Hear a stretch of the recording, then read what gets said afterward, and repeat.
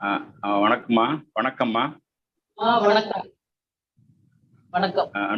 அன்பார்ந்த அறிவொளி காணொளி வாசகர்களே, இன்றைய தினம் நாம் பேட்டி காண இருப்பது திருச்சி மண்டல மகளிரணி செயலாளர், பெரியார் பெருந்தொண்டர், கடந்த பெரியார் மணியம்மை நூற்றாண்டு நிகழ்விலே மணியம்மை விருது பெற்ற அம்மா கிரேசி அவர்களைத்தான் இப்ப சந்திக்க இருக்கிறோம்.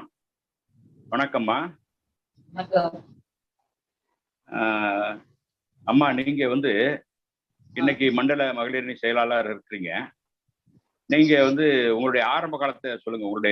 உங்களுடைய வயசு, நீங்க பிறந்த ஊரு, என்ன படிச்சிருக்கிறீங்க, எப்போ இந்த இயக்கத்துக்கு வந்தீங்க அப்படிங்கறத உங்களோட ஆரம்ப கால வரலாற்றை சொல்லுங்க. உங்க வயசையும் சொல்லுங்க முதல்ல. நான் 1/7/1948 பிறந்தேன். அவன் தஞ்சை மாவட்டம் திருக்காட்டுப்பள்ளி ஒரு ஒன்றியம் புதகரியில நான் பிறந்தேன். என்னோட பேர் கிரேசி. நான் திருக்காட்டுப்பள்ளியில ஹை ஸ்கூல்லதான் ஓல்டு SSLC 11வது வகுப்பு, பழைய 11வது வகுப்பு படித்தேன். படிச்ச உடனே அதுக்கப்புறம் நான் அப்ப எல்லாம் ஒண்ணும் இல்ல, என்னோட 10 வயசுல எங்க அப்பா குடியரசு பத்திரிகை படிச்சவரு, விடுதலை படிச்சவங்க. அதனால எனக்கு 10 வயசு கூத்தூர் ஒன்றியத்துல தந்தை பெரியார அழைச்சிட்டு ஒரு கூட்டம் நடத்தினாங்க. அப்ப நான் பெரியார பார்த்தேன். அவரோட பக்கத்துல உட்காந்துருந்தேன். ஐயா மடியிலே உட்கார்ந்தேன் நானு. அதுக்கப்புறம் தான் எனக்கு 67 26/5/1967 தான் எனக்கு திருமணம் நடந்தது. திருமணம் நடந்தோன்னா அது எங்கன்னாக்க மான்படி மங்கலம், அது என்ன நொச்சத்துக்கு பக்கத்துல இருக்கிறது கிராமம். அங்கதான் எனக்கு திருமணம் நடந்துச்சு. திருமணம் நடந்ததுனாக்க எப்படின்னாக்க எங்க வீட்டுல பத்திரிக்கை வாங்கிக்கல. ஏன்னா என்னை வளர்த்து கொண்டு வந்தது ஒரு நன் சிஸ்டர் அனுப்பணுங்கிற ஒரு நோக்கத்துல. எங்க அப்பாவும் எங்க பெரியப்பாவும் அதுக்கு ஒத்துக்கல. மகளுக்கு திருமணம் தான் செஞ்சு வைக்கணும், இந்த மாதிரி மொட்டச்சிங்களை அனுப்புறதுக்கு இஷ்டம் இல்லை அப்படின்னு சொல்லிட்டு எனக்கு திருமணம் பண்ணி வச்சாங்க. நான் திருமணம் பண்ணது ஐயா ஜோசப். அவரு என்னன்னா இளைஞரணியில இருந்தவங்க. அப்ப அங்க இருந்தாங்க. அப்படின்னாக்க திருமணம் முடிஞ்சதுக்கு அப்புறம் நான் கோவில்களுக்கெல்லாம் போய்கிட்டு இருந்தேன், சர்ச்சுக்கு போனேன். அப்ப என்னோட துணிவர் கூட வந்தாரு. கூட வந்துகிட்டு இருந்தாருன்னா நான் சர்ச்சுக்குள்ள போய் அவங்க எங்க போவாங்கன்னு தெரியாது. நான் மாசம் முடிஞ்சு வெளியில வந்தேன்னா அவங்களும் வருவாங்க, வீட்டுக்கு அழைச்சிட்டு வருவோம். இதே போல செப்டம்பர் மாசம் வரலையும் அது நடந்துச்சு. அதுக்கப்புறம் தான் என்னோட மாறினது. என்னோட எப்படி மாறினீங்க? எப்படி நீங்க ஒரு கோயிலுக்கு சர்ச்சுக்கு போயிட்டு கடவுள் பக்தியோட இருந்தவங்க எப்படி ஐயாவோட கொள்கை ஏத்துக்கிட்டீங்க? எப்படி இந்த இயக்கத்துக்கு வந்தீங்க? அதை கொஞ்சம் சொல்லுங்க விரிவா. செப்டம்பர் 67 செப்டம்பர்ல ஸ்ரீரங்கத்துல ஐயாவோட பிறந்த நாளுக்கு கூட்டம் நடந்துச்சு. பெரிய மாநாடு மாதிரி நடந்தது. அப்ப என்னோட துணைவரோட நான் போனேன். நானும் வர்றேன்னு சொல்லிட்டு போனேன். ஆனா எங்க மாமியார் ஒத்துக்கல, நீ போகக்கூடாது அந்த இதுக்கெல்லாம் அப்படின்னு. எங்க மாமனாரும் குடியரசு பத்திரிக்கை, விடுதலை பத்திரிக்கை, எனக்கு விடுதலை படிச்சதே எங்க மாமனார் வீட்டுல போய் தான். அந்த மாதிரி போகும்பொழுது அவ அவ புருஷனோட, நீ எதுக்கு இது மாதிரி பண்ற, நீ போமா நீ அப்படின்னாரு. போனேன். போயிட்டு முடிச்சுட்டு வரும்பொழுது கொள்ளடத்து கரையில தான், கொள்ளடத்து ஆத்துல நடந்து வரும்பொழுது கழுத்துல இருந்த செயின் அப்படியே கழட்டி அவங்கள்ட்ட கொடுத்துதான் வச்சுக்கோங்க அப்படின்னு. அவங்க ஏன் எதுக்கு என்னன்னு கேட்கல, வாங்கி வச்சுட்டு வீட்டுல வந்தோன்னே என்னோட நகைய கொடுத்தாங்க. நான் கொண்டு போய் அதை பெட்டியில வச்சுட்டு இன்னொரு செயினை எடுத்து கழுத்துல போட்டுக்கிட்டேன். மறுநாள் காலையில எங்க மாமியார் ட்ரெஸ் எங்கம்மா செயினுன்னாங்க. நான் போட்டிருக்கேனே அப்படின்னு. பெரிய செயின் எங்க அப்படின்னாங்க. ஐயோ அது உங்களுக்கு தெரியாதா, நேத்திக்குதான் பெரியார் ஐயா சொன்னாரு, அது ஆண்களுக்கு பெண்களை அடிமை சின்னம், அதனால அதை போடக்கூடாது அப்படின்லாம் நேத்தி பேசுனாங்க அப்படின்னு சொன்னேன். அதனால நான் வரும்போதே அத்தான்ட்ட காட்டி கொடுத்துட்டேன் அப்படின்னு. அதுக்குதான் அவங்க சொன்னாங்க, இதுக்குதான் உன்னை போக வேண்டாம்னு சொன்னேன் அப்படின்னாங்க. அதுக்குள்ள மாமனார் இருந்துகிட்டு, எனக்கு கிடைச்ச பெரிய பொக்கிஷமா அப்படின்னாரு என்னைய. சீக்கிரம் நான் மாறி வந்தேன் அப்படிங்கிற ஒரு இதுக்கு. அதே போல ஃபர்ஸ்ட் கிறிஸ்மஸுக்கு அப்பா வீட்டுல எனக்கு எடுத்து கொடுத்தாங்க, ட்ரெஸ் எல்லாம் வாங்கி கொடுத்தாங்க. ஜனவரிக்கு மாமனார் இருக்கணும். அப்ப மனுஷனூர் துணி எடுத்து போனோம். என் நாத்து நான் கேட்டேன் கருப்பு புடவை எனக்கு வேணும்னு. என் நாத்தனார் கூடாதுன்னு விட்டுட்டு தகராறு பண்ணாங்க. என் மாமனார் ஒண்ணுமே பேசல. சரி நாத்தனார் இஷ்டத்துக்கு நான் வாங்கிட்டு வந்தாச்சு புடவை. எங்க மாமனார் அன்னைக்கே எங்களுக்கு தெரியாம கருப்பு புடவை, அப்பெல்லாம் நிலன் புடவை வரும் பாருங்க, கொடி தைக்கிறது. அந்த இதுலதான் எனக்கு கருப்பு புடவையும் ஒரு ஜாக்கெட்டும் வாங்கி கொண்டாந்து கொடுத்து, நியூ இயர் அன்னைக்கே எனக்கு தெரியாம தச்சு கிச்செல்லாம் கொண்டாந்து வந்து நியூ இயர் அன்னைக்கு இந்த மாதிரி போட்டுக்குமா உன்னோட ஆசை அப்படின்னாரு. 67, 68 நியூ இயருக்கு நான் போட்டது கருப்பு ட்ரெஸ் தான். அதுல இருந்து எல்லா போட்டுக்கிட்டு நான் எல்லா மீட்டிங்க்கு எல்லாம் போய்கிட்டு இருந்தேன். யாரும் என்ன எதுவும் சொல்லல, எதுவும் இது பண்ணல. ஆனா என் துணைவர் என்ன சொன்னாங்க, பொட்டெல்லாம் வச்சுக்குவேன், நீல போட்டு வச்சுக்கிட்டேன். அது வேண்டாமா, வேணா ரவுண்டு போட்டு வச்சுக்க அப்படின்னாரு. சரின்னு அதே மாதிரி வச்சுக்கேன். அதுக்கப்புறம் தஞ்சாவூர் மாநாட்டுல திலகத்திடல்ல அங்க இருக்கும் பொழுது அன்னை மணியம்மையார் வந்து எல்லாருக்கும் ஒவ்வொருத்தர்கிட்ட பேசுவாங்க மத்தியானம் இடைவெளியில. அப்ப பேசும் பொழுதுதான் வளையல் என்ன அர்த்தம், கணவனுக்கு வந்து வளையல் இல்லாம சாப்பாடு போடக்கூடாது அப்படின்னு இந்து மதத்துல இருக்குது அப்படி எல்லாம் சொன்னாங்க. அம்மா சொல்ல சொல்ல நான் அப்படியே வளையெல்லாம் கழட்டி போட்டுட்டேன். போட்டு அதான் சொன்னாங்க, அது மத சின்னம் அப்படின்னு. அது ஒரு ஆபாசமான கதை வேற சொன்னாங்க. இப்படி வரும் பொழுது இப்படி தேவையான பொட்டு அப்படின்னு. அதனால என்ன அதையும் அப்பவே அழிச்சேன். பூ மட்டும் இன்னைக்கு வேணாலும் வச்சுக்குவேன் நானு. ஏன்னா அது நம்ம சின்ன பிள்ளையில இருந்து வச்சுக்கிட்டது அப்படின்னு. இதுதான் என்னோடது. நம்ம வந்தது வந்ததுக்கு மகிழ்ச்சி. இப்ப வந்து உங்க துணைவரை பத்தி சொன்னீங்க. அவங்க வந்து திராவிட கழக இளைஞர் அணியில இருந்தாருங்கிறத சொன்னீங்க. அதுக்கு பிறகு அவர் எங்கே வேலை செஞ்சாரு, என்னென்ன பொறுப்புகள் இருந்தாரு திராவிட கழகத்துல? கேட்கிறேன் சொல்றேங்க. உங்க துணைவரை பத்தி அவரு வந்து எங்க வேலை செஞ்சாரு, அவர் வந்து என்னென்ன பொறுப்புகள் இருந்தாரு, அவர் மூலமா என்ன உங்களுக்கு என்ன அனுபவங்கள் ஏற்பட்டது அப்படிங்கிறதெல்லாம் சொல்லுங்க. அவரு வந்து என்னன்னாக்க அங்க மான்மடி மங்கத்துல அங்க முத்துவேல் இருந்தாரு. அவருக்கு கீழே இருந்துகிட்டு அவங்க எல்லா வேலையும் செஞ்சுக்கிட்டு இருந்தாங்க. அதே நேரத்தில் எனக்கு திருமணம் நடக்கும் பொழுது என்னன்னாக்கா துப்பாக்கி தொழிற்சாலையில அவரு வேலை செஞ்சுக்கிட்டு இருந்தாங்க. சரி. திருவரம்பூர்ல இருக்க ஆர்டினன்ஸ் ஃபேக்டரி துப்பாக்கி தொழிற்சாலை வேலை செஞ்சாங்க. வேலை செஞ்சுக்கிட்டு இருக்கும் பொழுது திருவரம்பூர் ஒன்றிய தலைவராகவும் பொறுப்பேற்றாங்க. இது துப்பாக்கி தொழிற்சாலை முன்னேற்ற சங்கத்தினுடைய தலைவராகவும் இருந்தாங்க. இருந்து இது வந்து முன்னேற்ற சங்கத்து மாதிரியே இருக்காது. நம்ம திராவிடர்கள் நிகழ்ச்சி என்ன நடக்கும் அதே போலதான் எல்லா நிகழ்ச்சியும் அவங்க இருந்து எல்லாம் நடந்தாங்க. அதே போல அவருக்கு வந்து விசாவுல வந்து கைது பண்ண சொல்லி வந்துட்டாங்க. ஜிஎம் என்ன சொன்னாங்கன்னாக்கா, நாங்க அவரை வந்து கைது பண்ண விட மாட்டோம், அவரு இருக்கிறதுனாலதான் எங்களுக்கு பாதுகாப்பு, எல்லா யூனியனையும் கட்டி அணைச்சு அரவணைச்சு போறது, அதனால நாங்க ஜோசப் வந்து கைது பண்ண நாங்க விடமாட்டோம் அப்படின்னு சொல்லிட்டாங்க. அவங்களோட தொண்டு வந்து ரொம்ப பெரியதாதான் தொண்டு. ஏன்னா அவங்களால என்னை பேச சொல்லுவாங்க. வீட்டுல வந்து டேப் ரெக்கார்டு இருக்கும். அதுல வந்து என்னன்னாக்க உனக்கு தெரிஞ்சதை பேசுமா பேசி அவங்க பதிவு பண்ணுவாங்க. அப்படியெல்லாம் செஞ்சு எனக்கு ஊக்கப்படுத்தி கொண்டு வந்தாங்க. சரி சரி சரி. அதாவது மிசாவில கைது பண்ணக்கூடாதுன்னு சொன்னாங்களே, யாரு அப்படி கைது பண்ணக்கூடாதுன்னு சொன்னது?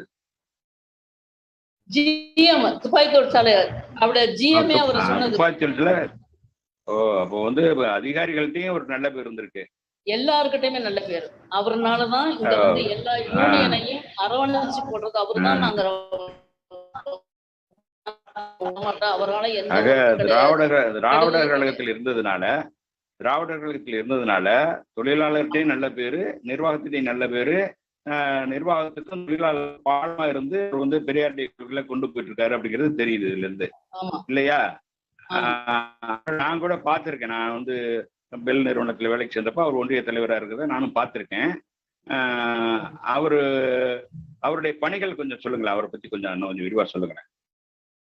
அவர் பணிகள் நேரடியா போக முடியலன்னாலும் காட்டூர் அரங்கராஜர் இல்லைங்களா, அதுக்கப்புறம் அவர் இறக்கும் பொழுது மாவட்ட செயலாளர் இருந்தார்ல, அவரை வச்சுதான் செயல்பாடு எல்லாம் செலவுகளுக்கு எல்லாத்துக்குமே அவர் கொடுத்துருவாங்க. இவங்க அவர் எல்லாம் ஒண்ணுக்கு நின்று எல்லாம் செயல்பட்டு பின்னாடி இவங்கதான் இருப்பாங்க. இங்க பொங்கல் விழா துப்பாக்கி தொழிற்சாலை பொங்கல் விழாவை கூட என்னன்னா நம்ம எப்படி செய்வோமோ அதே போல பொங்கல் விழாவெல்லாம் கூட. அதுக்கு முன்ன வந்து முன்னேற்ற சங்கத்துல வந்து பொங்கல் விழாவெல்லாம் பொங்கல் வச்சு எதுவும் செய்ய மாட்டாங்க. இவங்க வந்ததுக்கு அப்புறம் தான் பொங்கல் விழாவெல்லாம் நல்லா சிறப்பா நடந்துச்சு. எல்லாருமே நல்ல ஒரு பேரு. தமிழர் திருநாளா நடத்தி இருக்கிறாரு. தமிழர் திருநாள். ஆமா. தந்தை பெரியாரை பெரியாரு பெரியார் வைத்து துப்பாக்கி தொழிற்சாலையில கூட்டம் நடத்தியிருக்காரான்னு கேக்குறேன். நூற்றாண்டு விழா நடத்துனாங்க. எம்ஜிஆர் இருக்கும்போது நடத்துனாங்க இல்லைங்களா? ஓஹோ. நூற்றாண்டு அப்ப விழா ஐயா மறைஞ்சிட்டாரு. இல்ல அப்ப ஐயா இல்ல இல்ல மறைஞ்சிட்டாரு இல்லையா? நூற்றாண்டு விழா இருக்கும் பொழுது கலப்பு திருமணம் பண்ணவங்களுக்கு கட்டுரை போட்டு அப்புறம் டிராயிங் போட்டு இருந்ததுக்கெல்லாம் இருந்துட்டு அப்ப வந்து ஐயா பாண்டியன் ஜிஎம் இருந்தாரு. அவர்தான் சொல்லி சரி. என்னையா எல்லா இடத்துலயும் நூற்றாண்டு விழா கொண்டாடுறீங்க, ஜோசப் நீ ஒண்ணு செய்யலையா அப்படின்னு கேட்கணும். உடனே ரொம்ப சிறப்பா இது பண்ணி குமார் இருந்தாரு இல்லைங்களா, புறஞ்சொலி, சரி. அவரை வந்து கண்ணை கட்டிக்கிட்டு மைதா இதுல இருந்து கேட்ல இருந்து ஜெயசிக்கு வரலையும் மந்திரமா தந்திரமா குமார், மந்திரமா தந்திரமா அந்த குமார் சார் ஜெயமணி இருக்காங்களே, ஜெயமணி குமார், அவரை வச்சு அன்னைக்கு இதை கொண்டு வந்து ஜிஎம் கையாலேயே எல்லாருக்கும் பரிசு கொடுத்தாங்க. கலப்பு திருமணம் பண்ணவங்க, விதவை திருமணம் பண்ணவங்களுக்கு கட்டுரை போட்டி டிராயிங் போட்டிருந்தத அந்த திரும்ப பரிசா அந்த படத்தை யாருனாக்க ஜிஎம்கே கொடுத்தாச்சு. ஜிஎம் எல்லாம் அழைச்சு எல்லாரும் அழைச்சு எங்க வீட்லயே சாப்பாடு வச்சது அதுதான், வேற யாரும் அந்த மாதிரி கிடையாது. ஜிஎம் அதை கொண்டு வீட்டுல வந்து சாப்பிட்டு போனாங்க ஆசிரியரோட. சரி சரி. ஆசிரியர் வச்சு எவ்வளவு கூட்டம் நடத்திருப்பாரு ஐயா?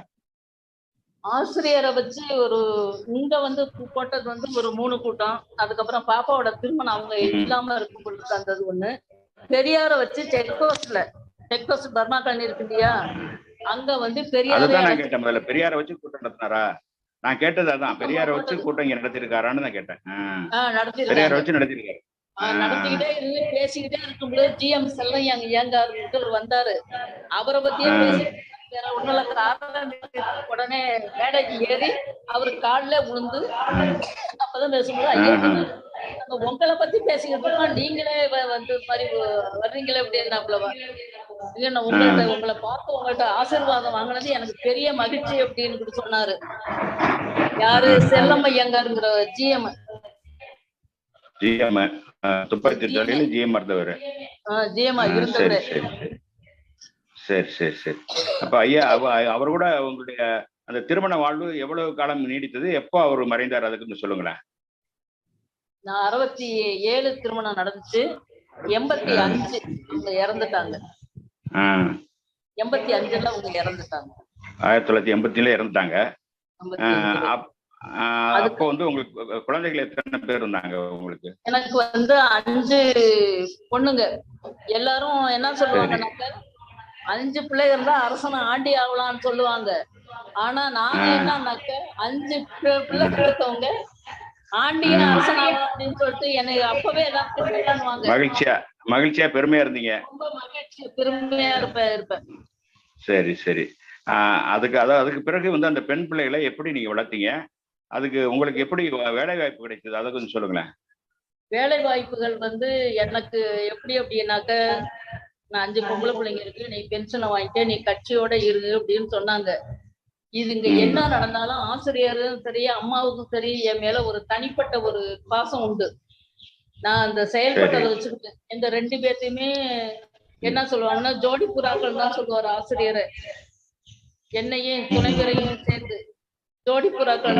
அவங்க இறந்தது கூட படத்திற்கு ஜோடி புறாக்கள்ல வந்து இயற்கை சீற்றத்தினால ஒரு புறா வந்து அடிச்சுட்டு போகுது அப்படின்னு கூட சொல்லியிருக்காரு.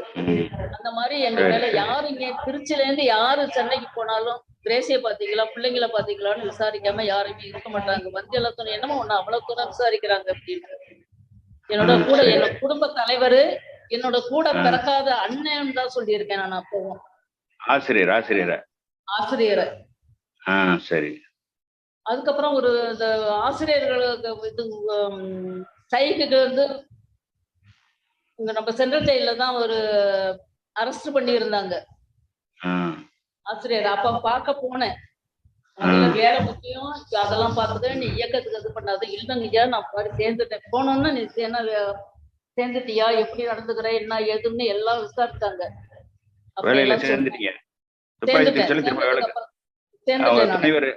துணைவர் இருந்ததுனால அந்த வேலை உங்களுக்கு கிடைச்சது. அந்த வேலை எனக்கு. அதுக்கு பிறகு அந்த வேலையில இருந்துட்டே நீங்க 5 பிள்ளைகளையும் வளர்த்து கல்யாணம் எல்லாம் பண்ணி கொடுத்துருக்கீங்க. எல்லாத்தையும் முடிச்சுட்டேன். சரி சரி. அப்ப வந்து என்னன்னாக்கா அதுக்கும் சொல்றாங்க எல்லாம் எனக்கு அறிவுரைகள்லாம் எனக்கு ரொம்ப அப்பப்ப பாப்பு கொடுத்தெல்லாம் அம்மாவும் சரி ஆசிரியரும் சரி ரொம்ப ஒரு இதா அக்கறை எடுத்து தான் சொல்லுவாங்க எனக்கு எல்லாமே.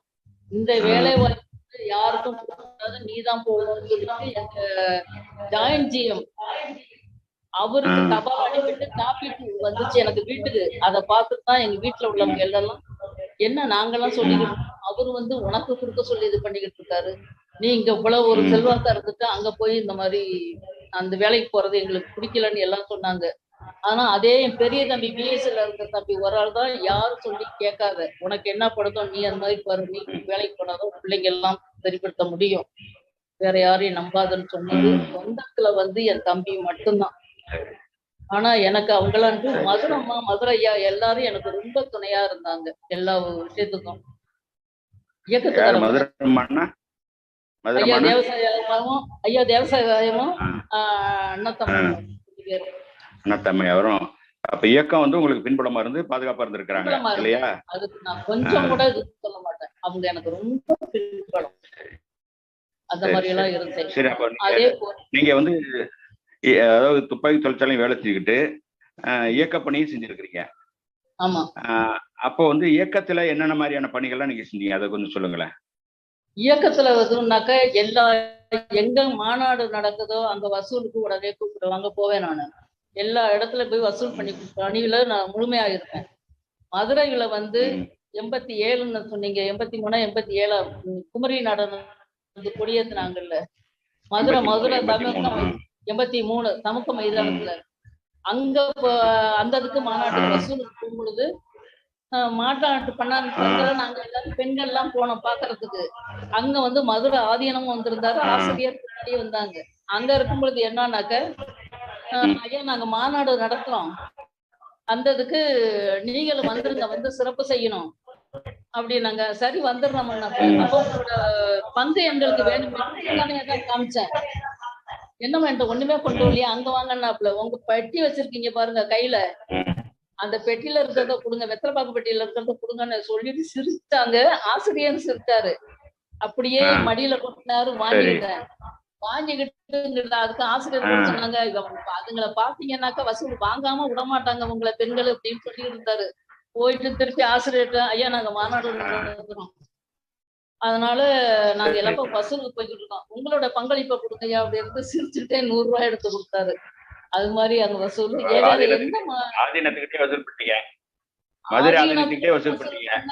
மதுரை ஆதீனத்துக்கிட்ட நம்ம தலைவர்கிட்ட வசூல் பண்ணேன். அதுக்குதான் அம்மாக்கு மதுரை முந்தானி என்ன இவங்ககிட்ட வசூல் பண்ற அப்படின்னா, நீங்க ஏமா ஒண்ணும் பேசாதீங்கம்மா அப்படின்னு இருந்தேன். அதே போல எந்த இடத்துல எங்க நடந்தாலும் மாநாட்டுக்கு போயிடுவேன், தஞ்சாவூருக்கா இருந்தாலும் சரி வேற எங்கனாலும் வசூலுக்கு போயிடுவேன் நானு. எங்க காண ஓடி போயிட்டு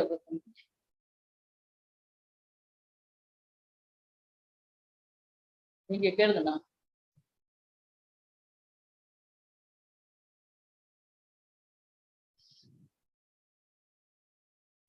அம்மா சொல்லுங்க. உங்களுக்கு இப்போ 5 பிள்ளைகள் சொன்னீங்க, அவங்க எல்லாம் எங்கெங்க இருக்கிறாங்க, அவங்க என்ன பண்றாங்க, அது கொஞ்சம் சொல்லுங்க. அவங்க படிப்பு, அவங்க பணி, அவங்க குடும்பம், அத கொஞ்சம் சொல்லுங்க. எனக்கு என்னன்னாக்க ஐயா வந்து சீக்கிரம் இறந்துட்டதுனால எல்லாத்துக்கும் +2 முடிச்ச உடனே திருமணத்தை முடிச்சுட்டேன். பெரிய பொண்ணை வந்து தம்பிக்கே கொடுத்துட்டேன், சென்னையில தான் இருக்காங்க. 2வது பொண்ணை ஓஎஃப்டில மாப்பிள்ளைய கொடுத்தேன், பூலாங்குடியில இருக்காங்க. 3வது பொண்ணு கல்யாணம் ஆயிட்டு இப்ப ஆசிரியரோட தலைமையில தான், ஆசிரியரோட அது சர்ச்சில் அந்த பொண்ணு மட்டும் நடந்துச்சு. அது அவங்க வீட்டுல இருந்துட்டு இப்ப என்கிட்ட தான் இருக்கு, அவங்க வீட்டுக்காரர் இல்ல. 4வது பொண்ணு வந்து பார்வதிக்கு பையன் 2வது பையனுக்கு கொடுத்துருக்கேன். 5வது பொண்ணு வந்து பொள்ளாச்சியில இருக்கு. அவங்க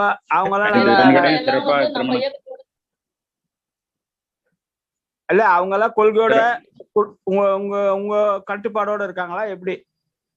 இல்ல, கல்யாணம் ஆகிறதுக்கு வரலையும் கட்டுப்பாட்டோட இருந்தாங்க. பெரிய பொண்ணே முத நாள் திருமணம் நடந்துச்சு ஆசிரியர் தலைமையில, மறுநாள் வந்து அருவாள்ல ஏறிட்டு கடவுள் இல்லைன்ட்டு வாசகம் சொன்னது. அந்த மாதிரி இருந்த பிள்ளைங்கள் எல்லா மாநாட்டுக்கு எல்லா பிள்ளைங்களும் அழைச்சிட்டு ஒரு ஒன்ன கூட விட்டு போக மாட்டேன். அந்த மாதிரி இருந்தது. திருமணம் நடந்ததுக்கு அப்புறம் அவங்க அந்த வீட்டுல எப்படியோ அந்த மாதிரி மாறிக்கிட்டாங்க. அதுதான் எனக்கு பெரிய வருத்தமா இருக்கிறது. அப்போ நீங்க வந்து பொண்ணு மாப்பிள்ளை எப்படி கிடைச்சாலும் வேலை முடிக்கணும்ன்றதுக்காக திருமணம் பண்ணி வச்சிட்டீங்களா? இல்ல அந்த மாதிரி இல்ல. எல்லாம் எனக்கு அந்த மாதிரி இல்ல. 3 பொண்ணு வந்து 2 பொண்ணு வந்து ஆசிரியர் தலைமையில முதல் பொண்ணு 2வது பொண்ணு 3வது பொண்ணுக்கு நம்ம ஆசிரியர்கிட்ட போய் சொல்லும் பொழுது அதுக்கு விரும்புற மாப்பிள்ளை கொடுக்கணும்னா பரவாயில்ல நம்ம கொடுத்துருமா நீ வற்புறுத்தாதன்னு சொல்லிட்டாங்க. அது ஆசிரியரோட ஒப்புதலோட தான் நான் திருமணம் நடத்துச்சு. அதுவும் திருமணத்துக்கு நான் கூட என் தங்கச்சி மாப்பிள்ளை தான் செஞ்சாங்க. 4வது பொண்ணுக்கு அன்னை இறையனார் நடத்தி வச்சாரு மதுரையில. இறையனார் திருமகள் இறையனார் அவரு நடத்தி வச்சாரு. 5வது பொண்ணு பொள்ளாச்சியில அவங்க முறை பிரகாரம் பண்ணிக்கிட்டாங்க. அவங்க முறை பண்ணா ஐயர் எல்லாம் வச்சு கிடையாது, பெரியவங்க தாலி எடுத்து கொடுத்து கட்டினதுதான். சரி, மகிழ்ச்சி. வேற ஏதாவது தகவல் சொல்லுங்க. நான் கேக்குறேன் இப்போ. ஐயா நான் கேக்குறேன், கேளுங்க. அம்மா சொல்லுங்கப்பா. இடையில ஒரு தடங்கள் ஏற்பட்டுச்சு, மன்னிக்கணும். இப்போ வந்து நீங்க இயக்கத்தை இவ்வளவு தீவிரமா இருந்திருக்கிறீங்க. அன்னை மணிமேரோட அவங்களுடைய எப்படி நீங்க பழகுனீங்க, அவங்க உங்கள்ட்ட எப்படி பழகினாங்க, அந்த கொஞ்சம் ஒரு நினைவு வேலைகளை கொஞ்சம் சொல்லுங்களேன். அன்னை மணியமேர் இருக்கும் பொழுது நான் படிச்சு முடிச்சேன்னா 67லயே மாளிகைக்கு போயிருந்தோம். எனக்கு ட்ரைனிங் ஸ்கூல் கேட்கறதுக்காக ஐயாவை பார்த்தோம். பார்த்துட்டு இருக்கும் பொழுது எனக்கு இன்டர்வியூ எல்லாம் வச்சது யாருன்னா அன்னை மணியமேர் தான். அந்த இதுல வந்து நல்லா பழக்கம் அடிச்சு அதுக்கப்புறம் டவுனுக்கு போனோம்னா மாளிகை போய் அம்மாவை பார்க்காம வரமாட்டோம். அம்மாவை பார்த்துட்டு அவங்கள்ட்ட இருந்து ஏதாவது வாங்கி சாப்பிட்டுட்டு தான் வருவோம்.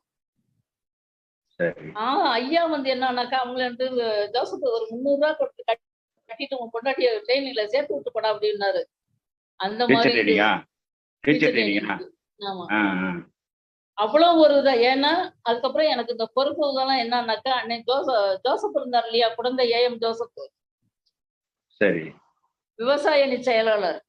ஆமா, குழந்தை ஏஎம் ஜோசப். ஆமா, மாநில தொழிலாளர் அணி செயலாளர். விவசாய அணி செயலாளர். ஆமா, எங்களுக்கு அப்புறம் தொழிலாளர் அணியில வந்தாரு. அதுக்கப்புறம் இருந்தாரா? அப்புறம் மாவட்ட தலைவர் இருந்தார் இல்லையா, ஐயா டிடி வீரப்பா.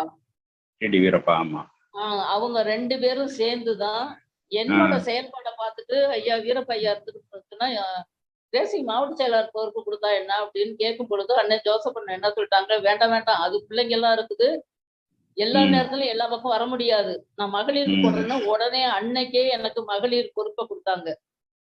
மாவட்ட மகளிர் அணி அமைப்பாளர்னு போட்டு ஒரு உண்மை கிருஷ்ணா அவர்களுடைய சொல்ற கிருஷ்ணா அம்மா அமைப்பு ஏற்படுத்தணும், அதனால எங்க போனாலும் அவங்களோட கூட போயிட்டு அமைப்பு ஏற்படுத்த நீயும் உங்க வீட்லயும் அப்படின்னாப்புல. அதே போல லால்குடியில காட்டு இதுல எல்லாம் எல்லா ஊரும் அந்த பக்கம் ஜெயங்கொண்டத்துலயும் போயிருக்கேன்.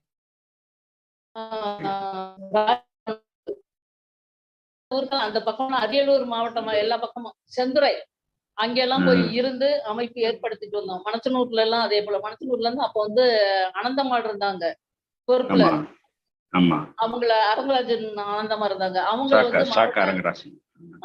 தலைவரா போட்டு மகளிர் அணி தலைவரா போட்டு என்ன அமைப்பாளரை போட்டு நான் எல்லா இடத்துக்கும் நான் போய் அமைப்பெல்லாம் ஏற்படுத்திட்டு வந்தோம். அதுக்கப்புறம் என்னன்னாக்கா இப்படி எங்க வசூலுக்கு எந்தெல்லாம்ட்டு வேற எங்கெங்க செய்யணுமோ அந்த இதுக்கெல்லாம் பார்வதி நானு திருமகள்.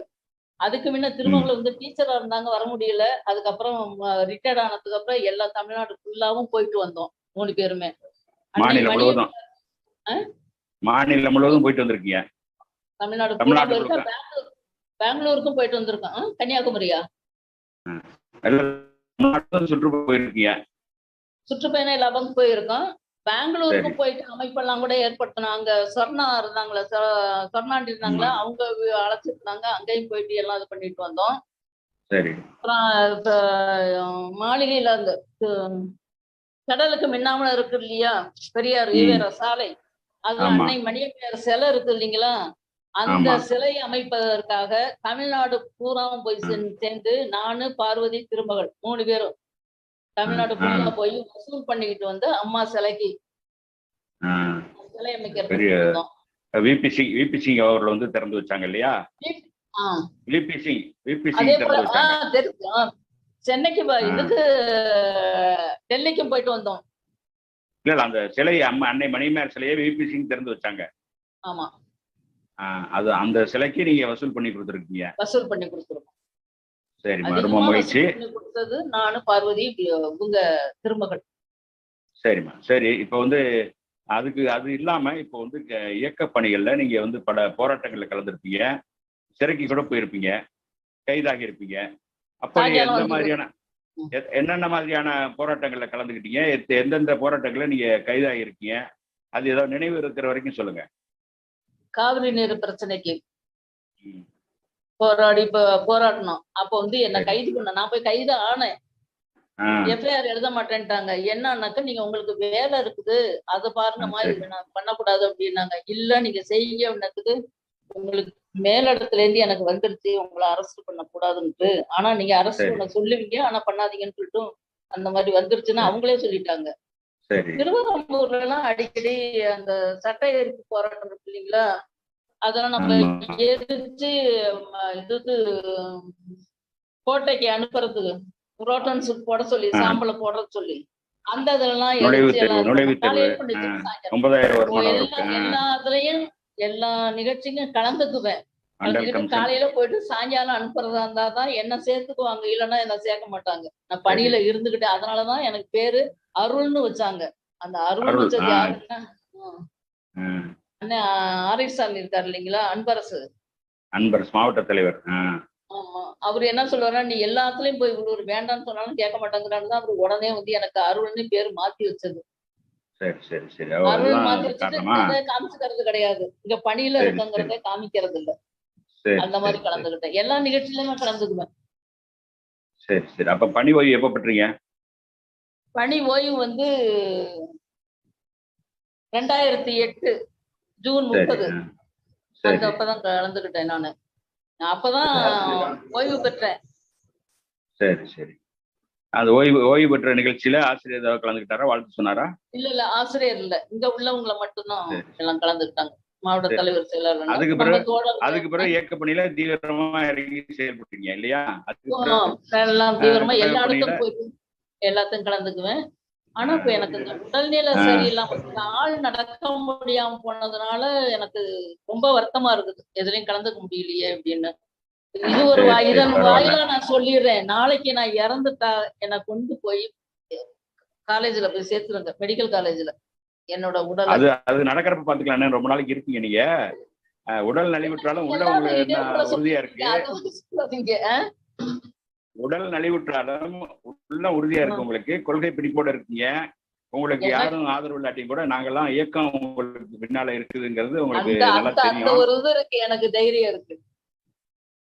சரி சரி. ஆசிரியர் கூட உங்களுக்கு எப்படி, ஆசிரியர் கூட உங்களுடைய அனுபவங்கள், அவருடைய உங்கள்ட்ட எப்படி அந்த அன்போட இருக்காரு? நம்ம கழக குடும்பங்கிற முறையில உங்கள்ட்ட எப்படி அன்போட இருக்கிறாரு, நீங்க எப்படி அவர்கிட்ட அணுகுறீங்க? அவருடைய குடும்பம் இன்னைக்கு வந்து ஐயா அம்மா இருக்காங்க இல்லையா, மோகன் அம்மா, அவங்களுடைய பழக்க வழக்கம் அதெல்லாம் கொஞ்சம் சொல்லுங்களேன். எந்த ஒரு இதா இருந்தாலும் வீட்டுல என்ன நடக்குன்னா, என்ன செய்ய போறேங்கிறதெல்லாமும் போய் அம்மாட்ட விசாரிச்சிருக்கேன். அம்மா மூலியமா ஆசிரியருக்கு போயிடும். என்னோட மோகன் அம்மாவிட்ட பேசுவீங்க? சரி சரி. மோகன் அம்மா தான் எனக்கு எல்லா ஆலோசனையும் சொல்லுவாங்க எல்லாமே. ஆனா ஒரு விஷயத்துக்கு நான் உங்கள்ட்ட சொல்லாம போனேன், அதான் எனக்கு திட்டினாங்க. எல்லா விஷயமும் சொன்னீங்க, ஏன் இந்த விஷயத்த சொல்லல அப்படின்னாங்க. அது என்னமா விஷயம் இல்ல, அது வேண்டாம், மன வருத்தம் வரும். வேண்டாமா? சரி சரி, பரவாயில்ல. திருமகள் அக்கா கூட சொன்னாங்க, சரி சரி, இது வேண்டாம் கிரேசி அப்படின்னாங்க. சரி, நான் வாக்கு கொடுத்தேன் நானு. ஆனா அம்மாட்ட அது மாதிரி சொல்ல முடியல, அப்படியே மழுப்பிட்டு வந்துட்டேன் நானு.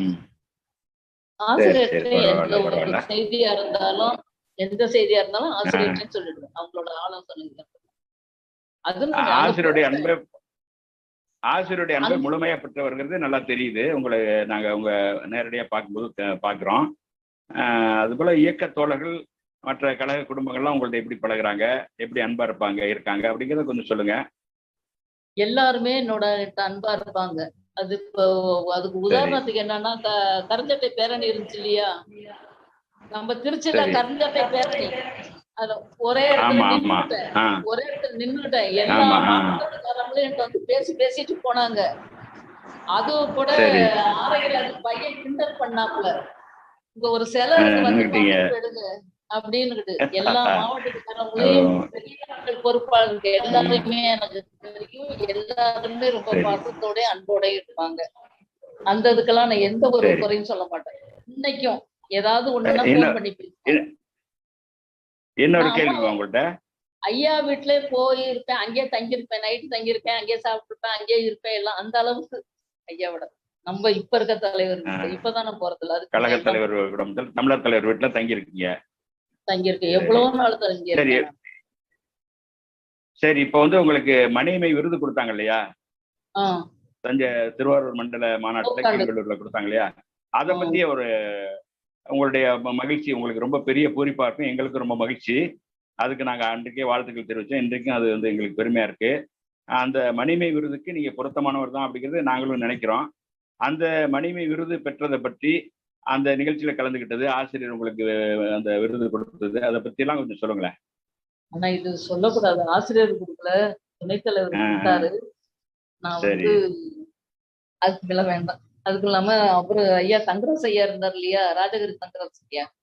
அவரும் எனக்கு சரி. அப்போ இருக்க ரொம்ப பாசமா இருப்பாரு. அவரு கையால சரி வாங்கணுங்கிற ஒரு ஆசை. அது இல்லாம துணைத் தலைவர் சரி. கையில அது அது ரொம்ப ரொம்ப மகிழ்ச்சியா எல்லாம் இருந்துச்சு. ஒண்ணுதான். எனக்கே ஆ, என்னன்னாக்கா நமக்கு இது கிடைக்குமான்னு நினைச்சேன். ஆனா சரி என்னையும் ஆ, அங்கீகரிச்சிருக்காங்க. இந்த ஆ. இயக்கத்துல என்னோட இதுக்கு செயல்பாடுக்கு வந்து அங்கீகாரம் கொடுத்திருக்காங்க அப்படிங்கிறது ரொம்ப சந்தோஷமானது, மகிழ்ச்சி எனக்கு. எல்லாருக்குமே என் ஃப்ரெண்ட்ஸுங்களுக்கு எல்லாம் கூட அதான் அனுப்புனேன் வாட்ஸ்அப்ல. ரொம்ப ரொம்ப சந்தோஷம். சரி சரி சரி. அதாவது மணிமை கூட பழக்கி அவர் கூட இயக்க பணியாற்றி அது இதான் நான் சொன்னேனா, மாநாட்டுல வந்து ஒவ்வொரு இதுவும் சொல்லி எல்லாம் கலட்டினது சொல்லிட்டேன் நான். அம்மாவோடவே ரொம்ப பாசமா இருப்பாங்க என்கிட்ட எல்லாம்.